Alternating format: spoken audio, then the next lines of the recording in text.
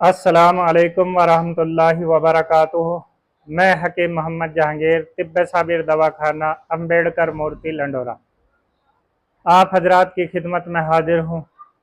आज का हमारा टॉपिक है यूनानी दवाओं से इमराज मैदा, जिगर और पेट के इमराज, जैसे कि भूख खुलकर नहीं लगती, खाना खाते हैं तो सीने पर जलन हो जाती है, उबकाई यानी मितली आती है, आंखों के अंदर जलन और पूरा बदन सुस्त हो जाता है। पूरे बदन के अंदर गिरावट रहती है खाना खाने के बाद।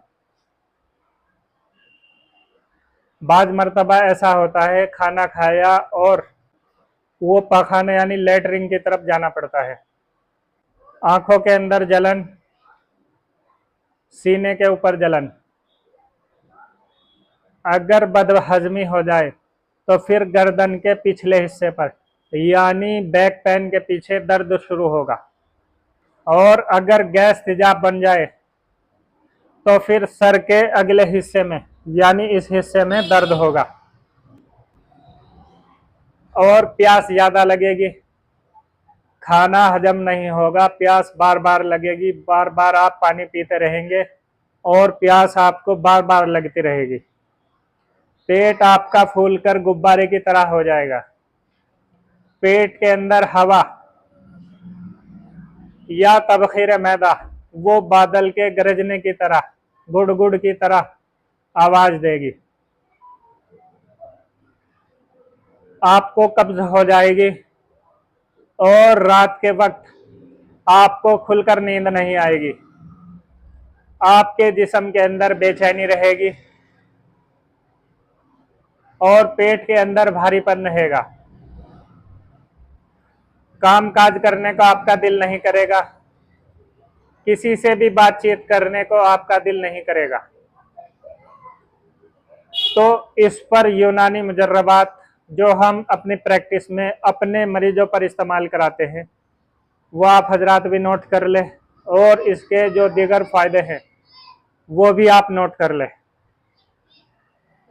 अगर आपको खाना अच्छी तरीके से हजम नहीं होता तो फिर आपने जवारिश जालनोश और जवारिश कमूनी ये दोनों दवाई 125-25 ग्राम की आपस में मिक्स कर ले और खाना खाने से पहले 1 चम्मच दूध या पानी से आप इस्तेमाल करें।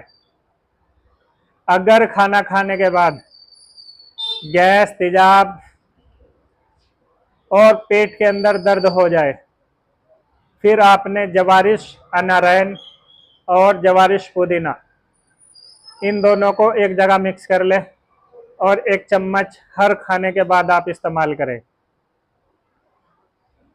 खाना खाने के बाद आप पानी 1.5 या 2 घंटे के बाद आप पिए। खाने के साथ आप पानी इस्तेमाल ना करें, खाना खाने से आधा घंटा पहले आप इस्तेमाल करें पानी को।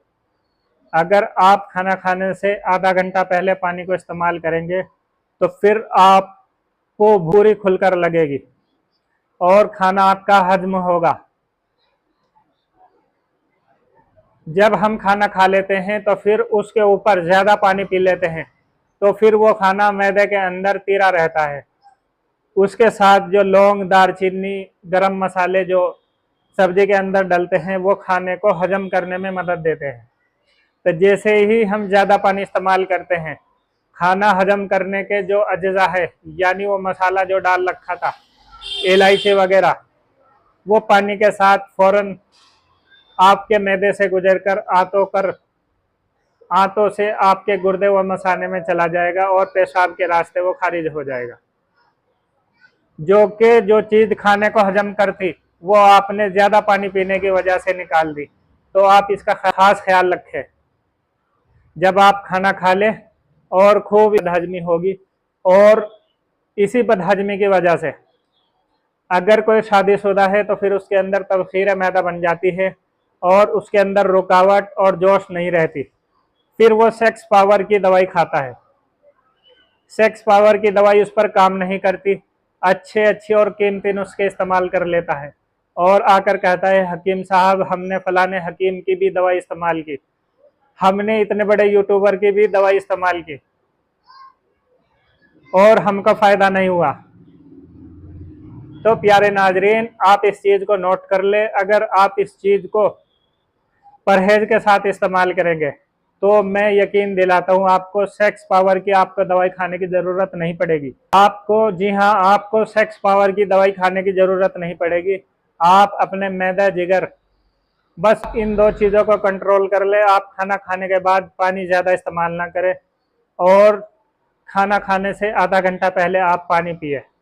तो प्यारे नाजरीन, आप ये फार्मूला बनाएं और फायदा उठाएं और मुझे भी दुआओं में याद रखें। आप हमारे चैनल को सब्सक्राइब करें, बेल आइकॉन की घंटी दबाएं, लाइक और शेयर करें। अस्सलामु अलैकुम वरहमतुल्लाहि वबरकातुहू।